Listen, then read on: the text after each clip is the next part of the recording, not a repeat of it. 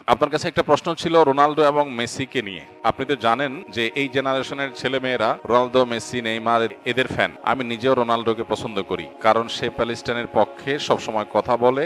Even সে তার অ্যাওয়ার্ডও বিক্রি করে সেই টাকা ফিলিস্তিনে দান করেছে। আবার ফিলিস্তিনি শিশুদের জন্য তার অনেকগুলো সংস্থাও আছে। সে মাঝে মাঝেই সালাম দেয়, আবার মাঠে সেজদাও দেয়, মদিনাতেও গিয়েছে। কিন্তু মেসি তো ইসরায়েলের প্রধানমন্ত্রীর সাথে তাদের ধর্মীয় রীতি মানিয়েছে। কিন্তু আর যাই হোক, তারা দুজনে খ্রিস্টান। এখন আপনার কাছে শুনতে চাই যে তাদের সাপোর্ট করা কি ঠিক? আমি রোনালদোর এইসব কাজের জন্য তাকে পছন্দ করি, কিন্তু আপনি এ সম্পর্কে কি বলেন? দেখুন, প্রশ্নটা হাসি উদ্রেক করলেও প্রশ্নটা খুবই প্রাসঙ্গিক এবং আমাদের সমাজ বাস্তবতার সাথে সামঞ্জস্যপূর্ণ। প্রথম কথা হলো যে ইমানদার খেলাধুলা কেন্দ্রিক যে উন্মাদনা আছে, এগুলো ইমানদার কখনো নিজের গায়ে মাখাতে পারে না, বা এগুলোর মধ্যে ইমানদার জড়াতে পারে না। এটা তার ইমানের সাথে যায় না। পৃথিবীর যে খেল তামাশার বিশাল আয়োজন, আমোদ ফুর্তির যে মহা আয়োজন, এটা মূলত যারা আখিরাতে বিশ্বাস করে না তাদের জন্য, যেহেতু দুনিয়াতেই তাদের সবকিছু, অতএব তারা যা খুশি এখানে করে যাবে। ইমানদার আনন্দ করবে, ফুর্তি করবে, কিন্তু শরিয়ার সীমানার মধ্যে থেকে। জীবনটাকে পুরো খেল তামাশায় পরিপূর্ণ করা, এটা কোনো ইমানদারের সাথে যায় না। যে ইমানদার জানে, বিশ্বাস করে, তার আকীদা, তার ঈমান আছে যে সে আল্লাহর সামনে দাঁড়াবে, অনন্তকালের জীবনের হিসাব দিতে হবে, সে আনন্দ ফুর্তি করাটাকেই জীবনের মূল লক্ষ্যে পরিণত করতে পারে না। আজকের পৃথিবীতে এই সমস্ত খেলার যে বড় বড় আয়োজনগুলো আছে, এই আয়োজনগুলো ভোগবাদী পৃথিবীতে, আখেরাত বিমুখ পৃথিবীতে মানুষকে মজা দেওয়ার জন্য, এন্টারটেইনমেন্ট করার জন্য করছে। এর পেছনে মানুষকে ঈমান থেকে বিচ্যুত করা, দিন বিমুখ করা, এই লক্ষ্য উদ্দেশ্য যেমন আছে, আবার এর পেছনে রয়েছে, আমাদের সবার জানা আছে যে এর পিছনে বিলিয়ন বিলিয়ন ডলারের বিজনেসের স্বার্থ জড়িয়ে আছে। যেটাকে আমরা খেলা মনে করছি, এটা আসলে খেলা না, এটা আসল খেলা। অতএব সেই খেলার গুটি হচ্ছে আমি। খেলোয়াড় খেলছে, হারলেও টাকা পাচ্ছে, জিতলেও টাকা পাচ্ছে। আয়োজন যারা করছে, বিলিয়ন বিলিয়ন ডলার তারা বিজনেস করছে। বিহাইন্ডে যারা থাকছে, সবাই লাভ থাকছে। তাদের গুটি হলো আমাদের মতো সেই সমস্ত সাপোর্টাররা যাদের কোনো লাভ নাই, লস ছাড়া। আমরা উত্তেজিত হয়ে যাচ্ছি, আমরা কেঁদে দিচ্ছি, হেসে দিচ্ছি। এই যে আমাদেরকে বোকা বানিয়ে মাঝখান থেকে তারা তাদের স্বার্থ হাসিল করছে। আমি নিজে যদি খেলি, আমার শারীরিক কসরত হয়, আমার ব্যায়াম হয়, স্বাস্থ্য ভালো থাকে, ইসলাম সেটাকে এলাও করে।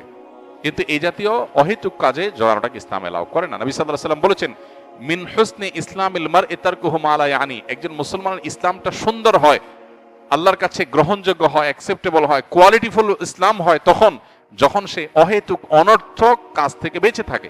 এখন আপনি যদি এই জাতীয় অহেতুক কাজ, যেটাতে আপনার দুনিয়াবি কোনো ফিডব্যাক আসছে না, আখিরাতের কোনো ফিডব্যাক আসছে না, অর্থবহ কিছু আসছে না, সেটাতে আপনি যদি এরকম মত্ত হয়ে যান, সেটা আপনার ঈমান আমলের সাথে সঙ্গতিপূর্ণ নয়।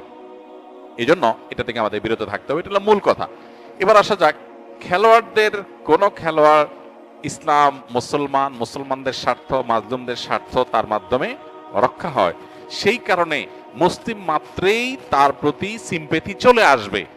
এটা খুব স্বাভাবিক একটা বিষয় যে একজন মানুষ অমুসলিম হওয়ার পরও তিনি আমাদের স্বার্থ সংশ্লিষ্ট বিষয়গুলোতে আমাদের পক্ষাবলম্বন করছেন। এটার কারণে তার প্রতি একটা দুর্বলতা চলে আসাটা একটা স্বাভাবিক ব্যাপার, এটুকু পর্যন্ত দোষণীয় না। কিন্তু সিম্পেথি দেখিয়ে আপনি বিসমিল্লাহ বলে তার খেলা দেখা শুরু করে দিলেন, যে আমি যেহেতু তার সাপোর্ট করি বা তাকে, তার এই কাজগুলোকে পছন্দ করি, এই জন্য তার খেলাতেই লেগে গেলাম। তাহলে তো মুশকিল। এখন আমাদের দেশে যে আর্জেন্টিনা, ব্রাজিল, বিএনপি, আওয়ামী লীগের মতো মুখোমুখি অবস্থান আমাদের দেশে দীর্ঘদিন পর্যন্ত যে চলে আসছে, ওই জায়গা থেকে রাজনৈতিক বিরোধের মতো এই খেলার ক্ষেত্রেও, মানে কাজ না থাকলে যা হয়, এত বেকার মানুষ এদেশে, সুবহানাল্লাহ।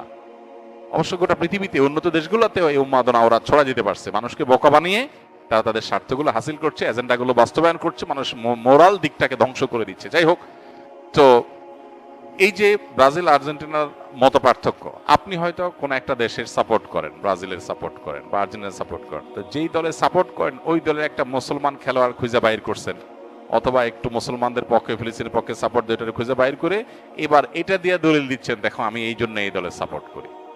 এটা হলো আপনার নফসের পূজা। আপনি দলের ভক্তি জাহির করবেন, সেটার জন্য একটা ঢাল বানাইছেন।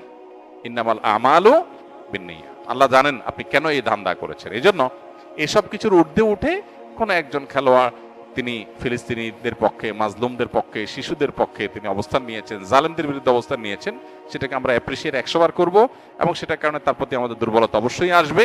দুর্বলতা এসে আমি তার ভক্ত হওয়ার চাইতে তার জন্য দোয়া করব আল্লাহ তাকে যেন হেদায়েত দান করেন।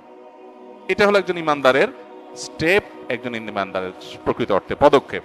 অতএব এটুকু পর্যন্ত দোষের কিছু না। এর বাইরে যারা আল্লাহকে বিশ্বাস করে না, যারা জালিমদের পক্ষ অবলম্বন করে, সে যত বড় খেলোয়াড় হোক না কেন, তার পেছনে আমরা যেভাবে ছুটে চলেছি, এই যদি হয় আমাদের অবস্থা, তাহলে দাজ্জাল যখন আসবে তার হাতে জীবন মৃত্যু থাকবে, ম্যাজিক থাকবে, রিজিক থাকবে, পৃথিবীর খাদ্য পানীয় সব তার কন্ট্রোলে থাকবে, তাহলে তার পেছনে হ্যামিলনের ভাসিয়ালার পেছনে ঘোরার মতো করে কি পরিমাণ আমরা তরুণরা দৌড়াবো, সেটা এই খেলোয়াড়দের পিছনে দৌড়ানো দেখে কিছুটা অনুমান করা যায়। একজন খেলোয়াড়ের পায়ের ভেলকি দেখে যদি আপনি তার ভক্ত হয়ে যান, তার আদর্শ, তার আইডিওলজি, তার ইমান কুফর সংশ্লিষ্ট বিষয়, তার অবস্থান, তারপরে জুলুম এবং অত্যাচারীদের পক্ষে তার অবস্থানে সবকিছুকে ছাপিয়ে শুধু তার খেলার কারণে যদি আপনি তার ভক্ত হয়ে যান, তাহলে আপনার আদর্শ বলতে কিছু নাই। আপনি জাস্ট একজন আপনার নিজের প্রবৃত্তির পূজারী। আপনার আকল যদি থাকে, একজন খুনিদের পক্ষাবলম্বনকারী, জালিমদের পক্ষাবলম্বনকারী, অভিশপ্তদের পক্ষাবলম্বনকারী এবং অন্যায়ের পক্ষাবলম্বনকারী, শিরকে লিপ্ত, আপনার রবকে যে গালি দেয়, আপনার রবের প্রতি যার অবিশ্বাস আছে, তার খেলা দেখে আপনি পাগল হতে পারেন না।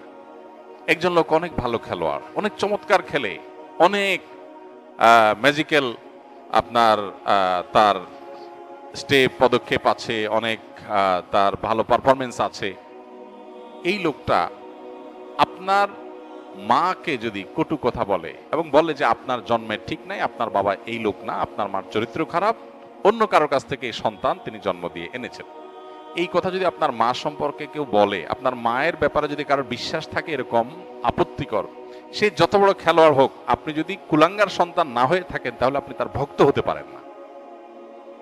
আপনি যে রবের প্রতি ঈমান এনেছেন, সে রবের অস্তিত্ব, রবকে যে স্বীকৃতি দেয় না, বরং সে রব সম্পর্কে যে কটু কথা, কটু বিশ্বাস, ভুল বিশ্বাস, ভ্রান্ত বিশ্বাস রাখে, সে যত বড় খেলোয়াড় হোক, আমার আদর্শ তাকে আমার ভক্ত হতে দেয় না। আদর্শের ব্যাপার। আর যার কাছে ঈমান নামকে আসতে আছে, মুসলমান নামকে আসতে, সে আজকে এর পিছনে দৌড়াচ্ছে, কার কেউ পিছনে দৌড়াচ্ছে। এই যুবকই যদি বেঁচে থাকে আর দাজ্জাল পৃথিবীতে আসে, সবার আগে চোখ বন্ধ করে বলে দেওয়া যায় এই শ্রেণীর যুবকরা দাজ্জালের পিছনে দৌড় দিয়ে চলে যাবে। কারণ দাজ্জালের হাতে আরো বেশি ম্যাজিক থাকবে, আরো ভক্ত হওয়ার, ফান হওয়ার মতো বহু আইটেম থাকবে। আমাদের অনেক তরুণরা কোরিয়ার আপনার কি বিটিএস, এই তরুণদের ফান হয়ে যাচ্ছে, অনেক ছেলেরা মেয়েরা। এর কারণ হলো তাদের মধ্যে ঈমানি চেতনা নেই, আদর্শ নেই।